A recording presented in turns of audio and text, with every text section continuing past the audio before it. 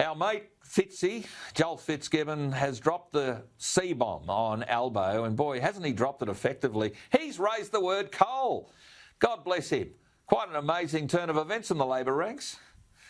Well, of course, he raises it for one simple reason, that he nearly lost his seat to One Nation in the last election. Exactly and, right. The bottom line is he's fighting to try and keep his seat.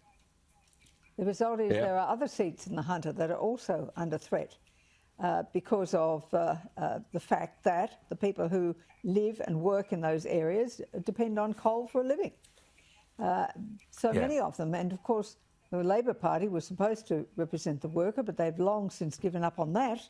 And the people who represent the workers now are the coalition. And so I am absolutely bemused as to why the Prime Minister thinks he can simply say, oh, we'll get rid of all emissions by 2050 and that will have no impact. Every time climate change has been an issue that has gone to an election and Labor has gone out there saying we're going to eliminate emissions and we're going to do this and we're going to do that, just like the leader of the opposition did in the last election, Labor loses. And so I don't understand why the coalition would give up the very important point that has enabled them to win election after election after election. And just because it's however many decades away doesn't mean making that statement doesn't have an impact. It does.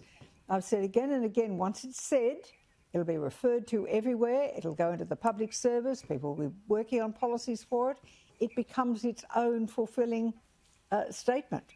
So it is important that we acknowledge that coal is going to have a great future for many decades to come. And the export of coal that we have is so important, but we should stop denying ourselves the right to have use of our own resources. If we're going to rebuild that manufacturing sector, we must have coal. And the one thing that that Fitzgibbon has said is that Bowen is a dill. Chris Bowen was a dill when he said at the last election, if you don't like our policies, don't vote for us. He was quite right. And even his seat of prospect may just be under suspicion. Just maybe a bit shaky. And I mean, well, and rightly so. I mean, James McGrath, this is the point. Now, look, I know you well enough, James. We've known each other a long, long time. And I've watched as you've gone through being a campaign official, both at a federal level with the Liberal Party and indeed in other parts of the world. The simple messages are important, but the battler belt seats, the places where people, whether they've traditionally voted Labor or whatever they happen to do, whether they wear fluoro vests or a suit, people want certainty about where the future's going to be. They want a vision for the future. Bronwyn Bishop's right. Coal's got to be part of our future.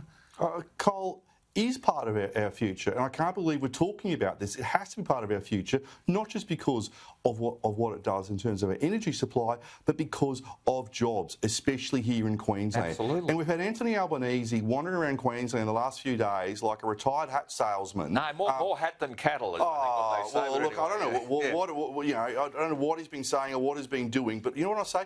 Albanese, keep coming back to Queensland, please. You know, I was president of the Bill Shorten Appreciation Society. Yes. We're having an annual general meeting next week, and we're going to turn it into the Anthony Albanese Appreciation Society, because this guy is a threat to the Queensland economy. And in terms of these 2050 targets, I'm going to say, as a Senator for Queensland, I am not going to support anything that's going to hurt the Queensland economy and hurt Queensland jobs over my dead body. We've got to stand up for jobs and stand up for the people who vote for us and whose values built this country, not a bunch of bumper stickers who like masquerading around an international fora.